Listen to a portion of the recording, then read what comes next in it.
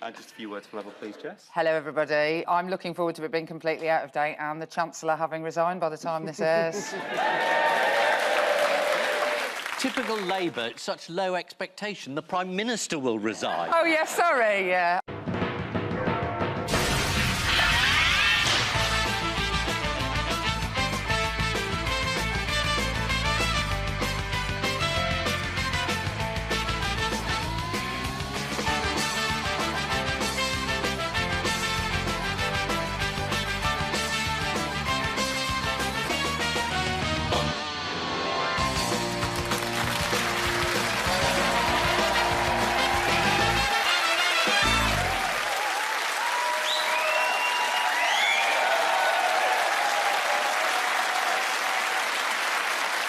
Good evening, welcome to Have I Got News For You? I'm Adil Ray. In the news this week, at a B&Q in Wembley, staff applaud a woman who has just spent 3 hours listening to her husband list the pros and cons of their entire range of lawnmowers.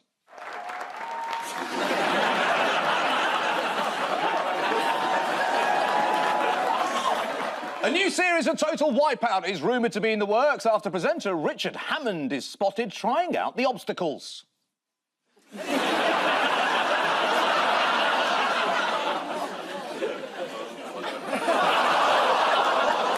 And at Dover Castle, a seagull spots a dropped chip at the worst possible moment.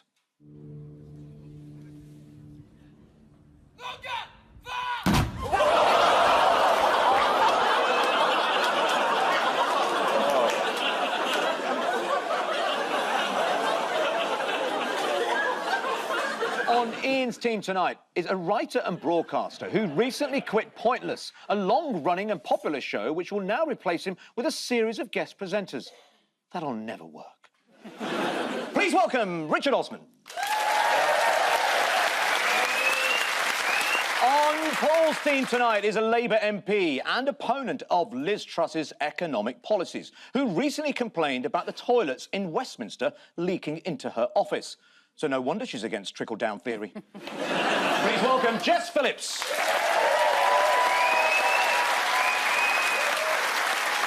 We begin with the bigger news stories of the week. Ian and Richard, take a look at this. That's the Prime Minister at time of recording. That's the pound on its way to see the dollar. Yep, not doing a U-turn. Kwasi will be in the anti-growth coalition by Friday morning. Yeah, he's there now. And that's, It's not going very well. She's had another very, very bad week. The economy has tanked, and a lot of people, I mean, obviously not me, have said it's because her and her Chancellor are useless.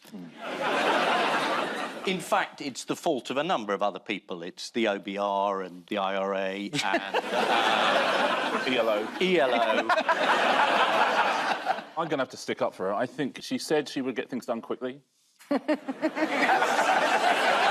didn't waste any time, did she? If she can tank the economy in 7 days, think what she can do in 2 years. Nearly everything announced in the mini-budget isn't going to happen. No. So all the pain and all the turbulence will be for nothing. Yeah. It is about confidence. And if the markets, which, you know, I know you don't, but, you know, the Conservative Party believes in the markets. If you ask the markets what they think and they say, you're useless, then you have to think again. It's interesting that the markets themselves have become part of the anti-growth coalition. Yeah. They are famously quite pro-growth, aren't they, the markets? And you know who's joined now? Oh, no. The entire Tory party. Do you think she's got a plan, Ian? Is there something that we've overlooked here that she may have? No. The fact that you guys are 90,000 points ahead in the poll, Yeah. does that not scare them? They don't seem to have noticed. It scares me. We're all scared! On current polling, there would be like 3 Tories left. Yeah. Like 3. Ian Duncan Smith.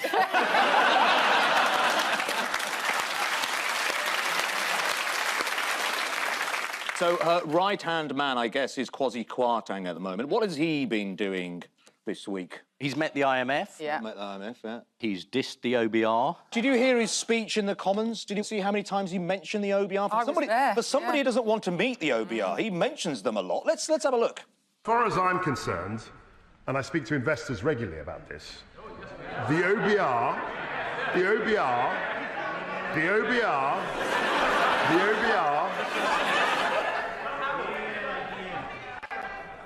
The OBR...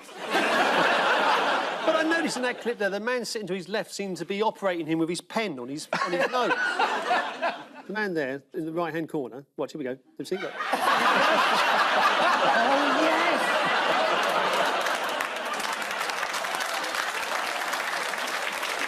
Jacob Rees-Mogg, he's been quite loyal throughout this, isn't he? But he wasn't happy with the BBC this week. I think he was very, very upset, as I think a lot of us were, that Richie got voted off Strictly Come Dancing.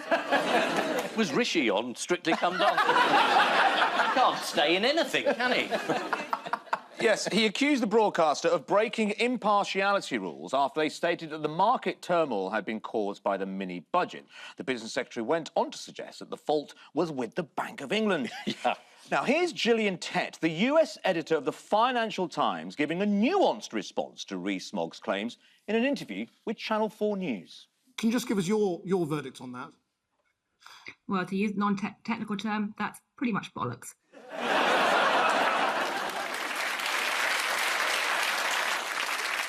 I mean, accusing the BBC of being impartial. Nadine Dorries came out and said, this government is lurching to the right. That's equivalent to being attacked by Attila the Hun. Have a look at this sinister bit of political censorship on the BBC this week. This is extraordinary. Talking of pushing the boundaries with the BBC, it's something you guys do week in, week out on Have I Got News for You. Are you surprised with what you can get away with sometimes?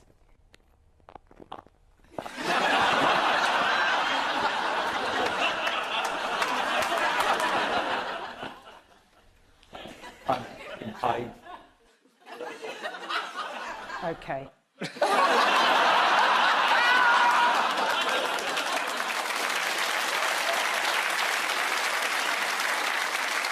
What were you saying?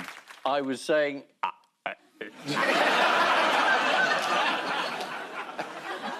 There are a number of rebels making trouble for Liz Truss. Nadine Dorries, she's been writing in the Mail. What has she been writing about? Boris Johnson. Yes. She's always on about Boris Johnson. It's always... What are you suggesting? I'm suggesting she loves Boris Johnson. How much? Loads. Yes, Nadine Dorries has been writing in the Mail, wishing for a Boris comeback.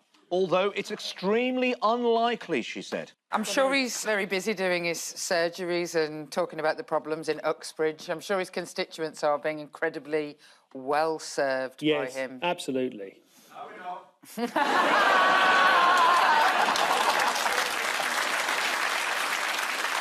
Back to energy then. Now, you'd think people might appreciate some government advice on how to save energy. Why won't there be any? Because there's no government? That's one half of it, yeah. There was a U-turn. There was going to be, wasn't there? Liz Truss blocked a government ad campaign, masterminded by Jacob Rees-Mogg, to advise people on how to cut energy use on the grounds that it would be too interventionist. I'm struggling with the phrase masterminded by Jacob Rees-Mogg. Yeah, that I mean, this thing about government advice, do you think we should go as far as having public information films right now? I used to love them. I love them. I mean, I've never climbed an electricity pylon. And there must be... And it'd be easier for me than most people. Would you like to see a public information film? I certainly would. Let's have a look at this one. This Christmas, with less energy available, we must provide for essential services and hospitals who will be at risk. We can save most by heating one room only. So cut down at Christmas. Ho, ho, ho.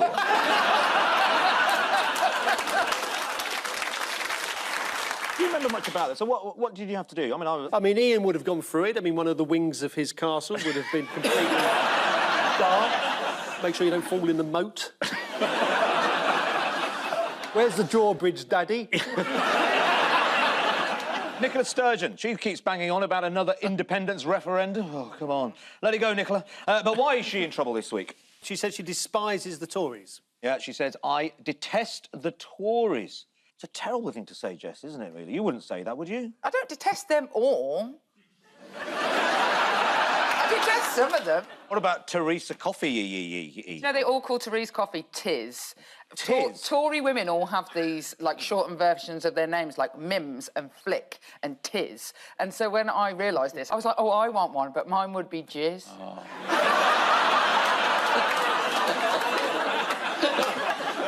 So this is another volatile week for Liz Truss's government with more screeching U-turns. Liz Truss warned the public this week there are no easy choices.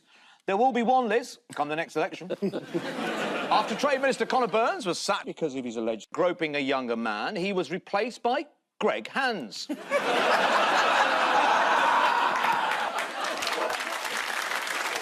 Well, it was either him or Bob Arstickler.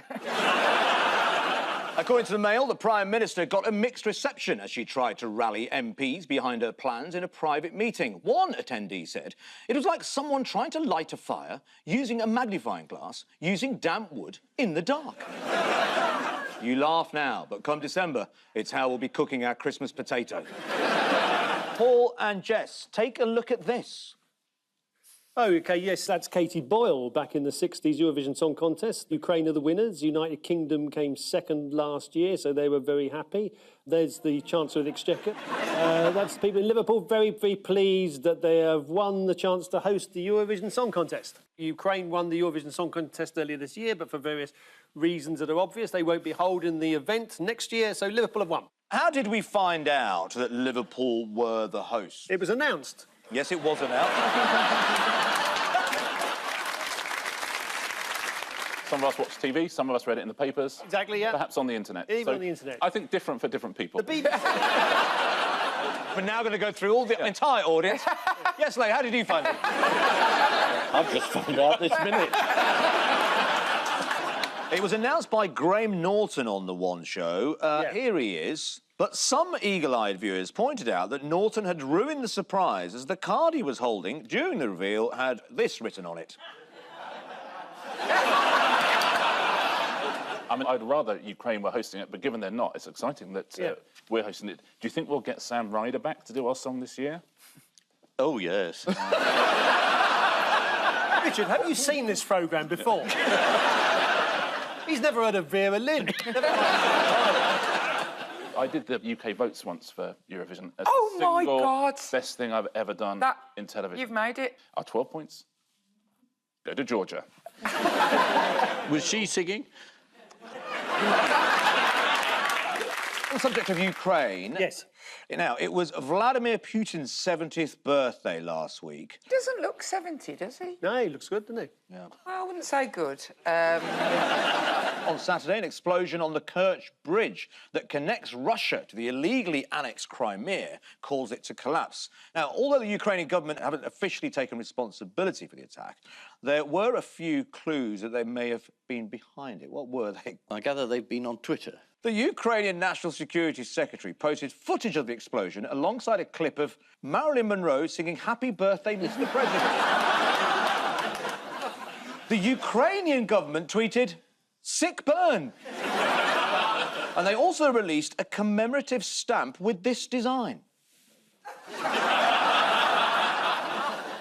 Why else wasn't it a very fun birthday for Vladimir? Did he want Glasgow to win Eurovision? He had to call off his official birthday celebration. But luckily for Putin, his friends cheered him up with a few messages and gifts. What did Putin get from the Belarus leader, Alexander Lukashenko? He got a tractor. He did, yes. He got a voucher for a tractor. Here it is. And that is the entire Belarus army. What was his gift from the president of Tajikistan? I'm the only one who took an interest in this. Yeah. Go on. He was given a pyramid of melons. Well, let's have a look. I mean, that's why you'd rather have a voucher. This is the announcement that Eurovision Song Contest will be held on behalf of Ukraine in the city of Liverpool. The bridge linking Russia to Crimea was wrecked by an explosion the day after Putin's 70th birthday. According to the Mirror, the blast set fire to 7 oil tankers. And try as he might, the birthday boy couldn't blow them out. And so to round 2, the jigsaw of news. Fingers on buzzers, teams. Yeah. We've got a new king. We have got a new king. Say what? Yes, but Yeah. what's the story specifically There's going about... to be a coronation. It's the coronation of the king next May, but essentially they're not coinciding with the FA Cup final. Yes, this is the devastating news that King Charles's coronation might not be an extra bank holiday. Oh. It will take place on the 6th of May. That's a Saturday. Yeah. Some noted that this could be in order to avoid any more damaging effect on the economy. King Charles must have thought, this is going to be a tough month or so for me. I'm following up someone who was extraordinary. Yeah. When he meets Liz Truss, he must say, thank fuck for you.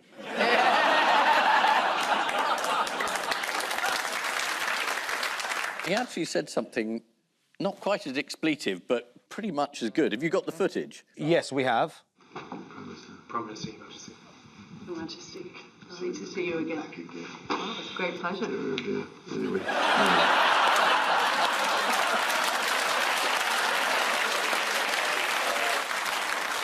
He said, you're back again, presuming that after a week she would have gone. I think in everyone's defence, I think he's saying dear, oh dear, because they're on TV, and he's like, this is a bit weird, isn't it? Yeah. I think is what he's saying. He's Sir like saying, Richard Osmond will be back. At the coronation, what does Charles want at his ceremony? What does he ask? Oh, is it me? Oh, my goodness, is it me? Wow. Yeah, I think he's just going to have a voucher. According to the Mail, Charles has an instinctive aversion to pomp in the wrong circumstance. Do you get those kind of aversions, Paul? No, I've managed to fight them off over the years. There's a row about the crown. Oh, there is a row about the crown. Tell us about the row about the crown. Well, I think it's gone downhill in season 4. The Koh-i-Noor diamond. Yeah, The Koh-i-Noor diamond. What's the row about? It's only on the crown that Camilla's going to wear. It's something you could probably get rid of, and most people would be happy. And various other governments say it's theirs. The Indian government, the Iranian government. There's a whole lot of other people, due to its history, say this isn't even British. Yeah. So, in fact, she's wearing a crown from a Christmas cracker. What BBC show is Prince Charles set The repair to shop. appear on? Yes, the Repair shop. He's taking in Prince Andrew's reputation to see what they can do.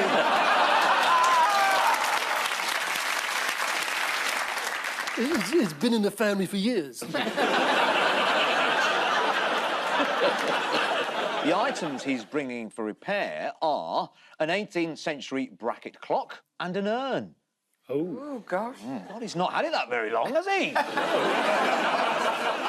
This is the news that Charles and Camilla have decided on the date set for their coronation. Also this week, an antique chair sold for a world record £14.4 million. It's hundreds of years old, fragile, and the new owner has been advised not to sit on it. But it's still safer than most Conservative seats. Fingers on buzzers, teams. Here comes the next one. This is the full English breakfast, which an academic this week has said isn't very English, and most of the constituents in it don't come from England. And that's what they study now at university. Why is someone not doing a study into the fact that people may have sourdough toast with a fry-up, which is the worst thing in the world? What's wrong with sourdough Oh, toast? just because it rips your mouth apart and it's not as good as real toast. What is your problem with anybody else having sourdough toast? Yeah. No. Fascist. Yes. Yes, I will take that. I will take that. Where exactly is English breakfast from, then? A Cambridge academic, Dr. Harjun Chang, claims in a new book that the breakfast can't be labelled English because the bacon is Danish. Yes. Yeah. The hash browns are American. Yeah. And the eggs could be from anywhere. Well, they're from chickens.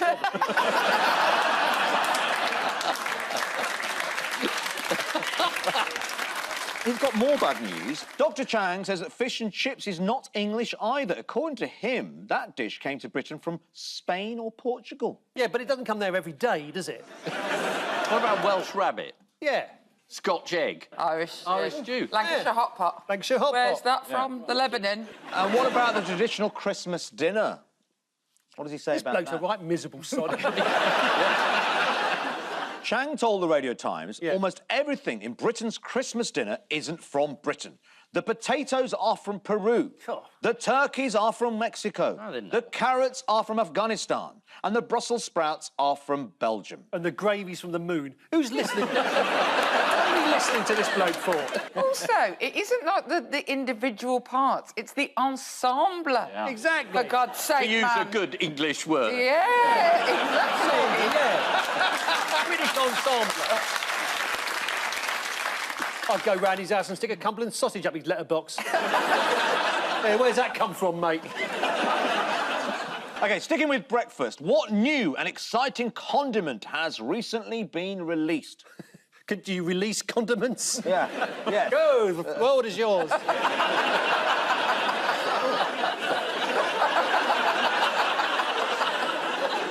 It is egg chop. Oh, yes. Here it is. Squeezable runny egg yolk.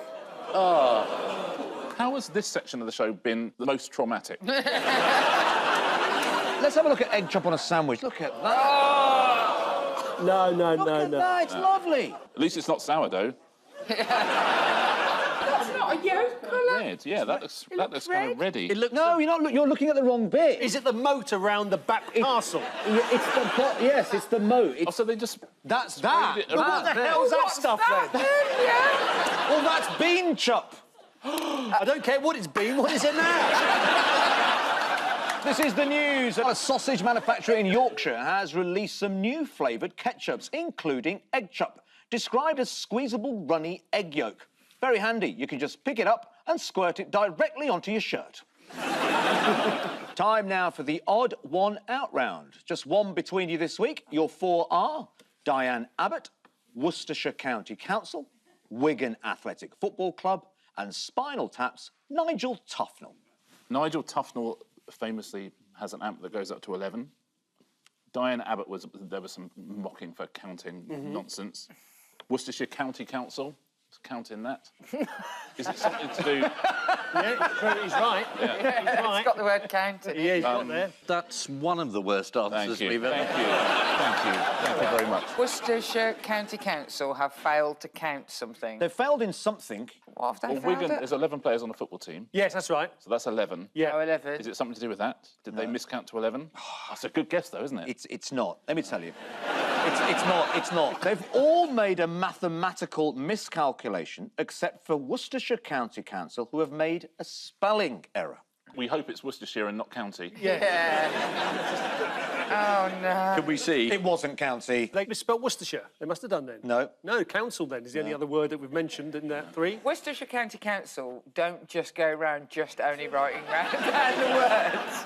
Worcestershire Oh, I County see. Council. I misunderstood. There are other words available for use by you Worcestershire see. County So Council. essentially... it could Inside be- knowledge. I'm going to go for Birmingham. Did they spell that wrong? I think Jess might have hit the bullseye. Ah!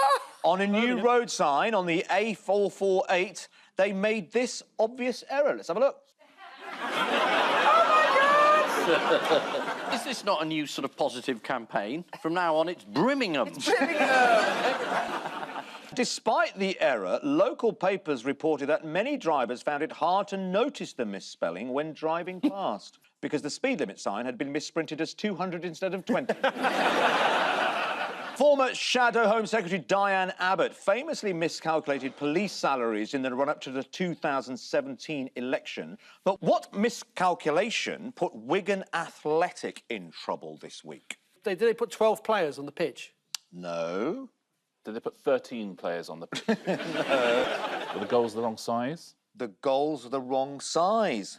Yes, exactly that. They were hosting a game against Cardiff City, in which it turns out the crossbar of one goal was 2 inches too tall. But they lost the match, with Cardiff scoring 2 in the illegal goal, including one that would have bounced off the crossbar if it weren't too tall. That can't be right, because if it would have bounced off the crossbar if it wasn't too tall, well, the crossbar's lower, so the ball's higher. No, I think the crossbar... I don't care! Just leave me alone. How did Spinal Tap guitarist Nigel Tufnell once make a catastrophic mathematical error? With Stonehenge. Yes, what did he do? He put inches instead of feet on the stage design, so when Spinal Tap turned up, Stonehenge was this big. Let's have a look at the moment. At daybreak.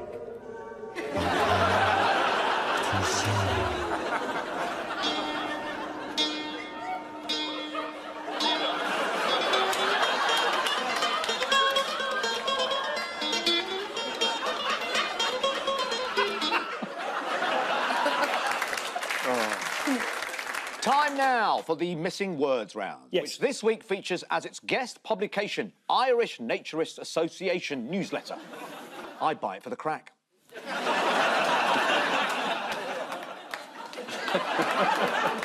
And we start with, when the clock strikes 12, the place to be is what? Is it from the Irish Naturist thing, and is it the crack of dawn? Oh, yeah, that's the crack. It's not the crack of dawn, but that would have been a good one. When the clock strikes 12, the place to be is the Ring of Kerry.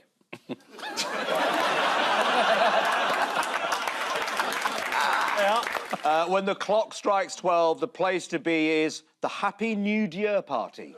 Oh. Nudists love a New Year's Eve firework display. For a few minutes, it solves that embarrassing question of where to look. Woman spots what in her curry? Judy Murray?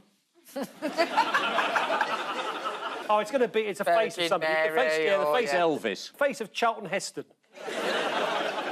Paddington. You're more in the same areas with Paddington. Oh, really? Rupert Bear, yeah. No, Rupert Bear. Yeah, you're in Rupert Murdoch. Winnie the Pooh. Oh, Michael Gove. Jacob. Shrek. Yes! Woman spots the face of Shrek in her curry. This week, Lisa from Enfield found the face of Shrek in her plate of Hariali green curry. Here it is. Lisa keeps seeing faces in her food. She looked at the curry's accompanying bread and all she could see was her nan. And finally, the most important thing to remember about the Irish Naturist pub quiz in Cork is what? Make sure that you're wearing clothes. You're almost there. The most important thing to remember about the Irish Naturist pub quiz in Cork is clothing is optional. That can't be right. Yes. I've seen weirder things in Cork. Have you? Than people doing a pub quiz naked. I'm trying to think of anything weirder than doing a pub quiz naked. And I'm trying to think of a format I can sell to the BBC.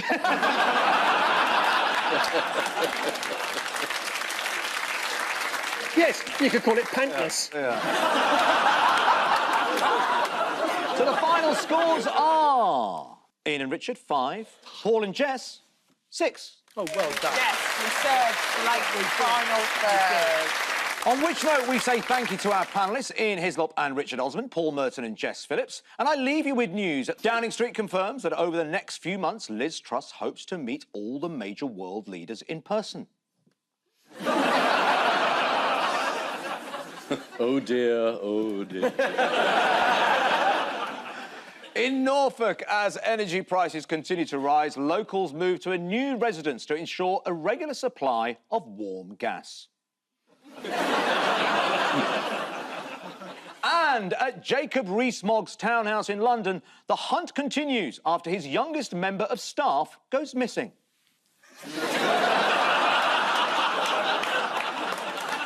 Good night.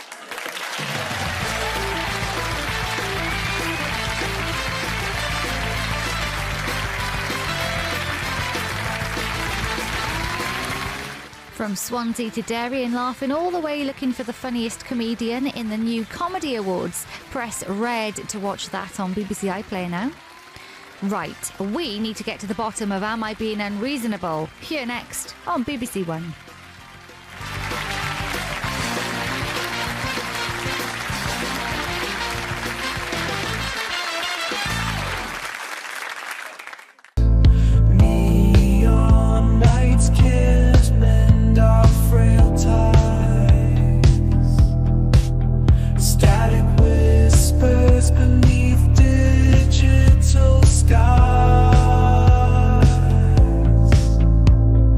Virtual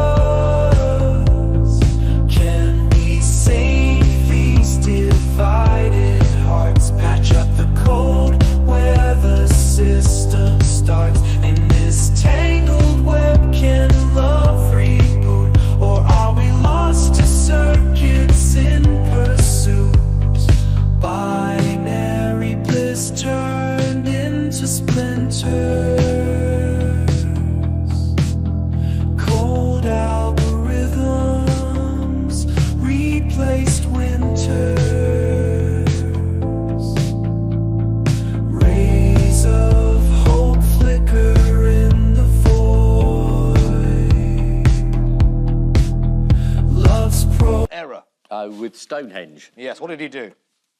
He put inches instead of feet on the stage design, so when Spinal Tap turned up, Stonehenge was this big. Let's have a look at the moment. At daybreak.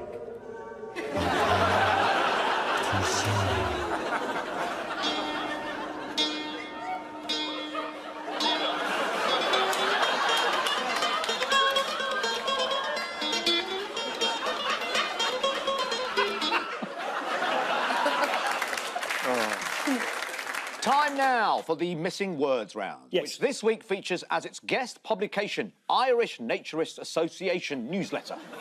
I'd buy it for the crack.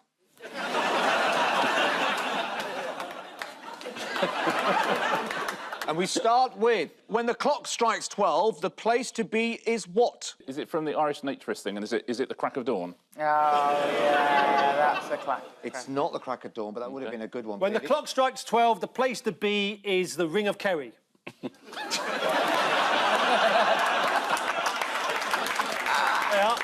When the clock strikes 12, the place to be is the Happy New Year party. Oh. Nudists love a New Year's Eve firework display. For a few minutes, it solves that embarrassing question of where to look. Woman spots what in her curry? Judy Murray? Oh, it's going to be... It's a face of somebody. The face, Elvis. Face of Charlton Heston. Paddington. You're more in the same areas with Paddington. Oh, really? Rupert Bear, yeah. No, Rupert Bear. Yeah, you're in Rupert Murdoch. Winnie the Pooh. Oh, Michael Gove. Jacob. Shrek. Yes! Woman spots the face of Shrek in her curry. This week, Lisa from Enfield found the face of Shrek in her plate of Hariali green curry. Here it is. Lisa keeps seeing faces in her food. She looked at the curry's accompanying bread and all she could see was her nan.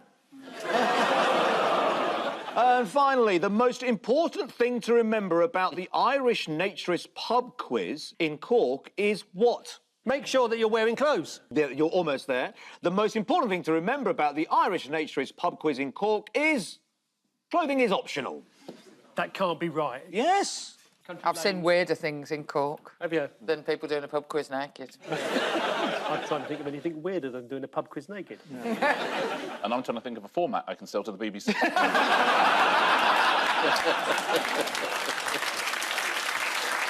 Yes, you could call it pantless.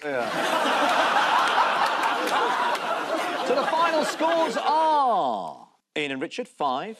Paul and Jess, 6. Oh, well done. Yes, we served lately, final third. On which note, we say thank you to our panellists, Ian Hislop and Richard Osmond, Paul Merton and Jess Phillips. And I leave you with news that Downing Street confirms that over the next few months, Liz Truss hopes to meet all the major world leaders in person. Oh, dear, oh, dear. In Norfolk, as energy prices continue to rise, locals move to a new residence to ensure a regular supply of warm gas.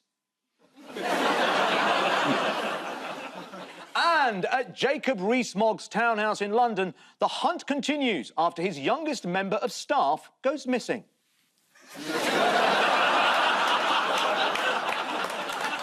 Good night.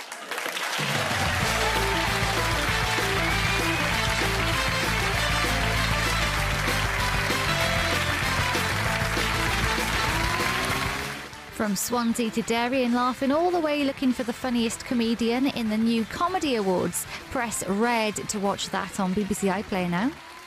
Right, we need to get to the bottom of Am I Being Unreasonable? Here next on BBC One.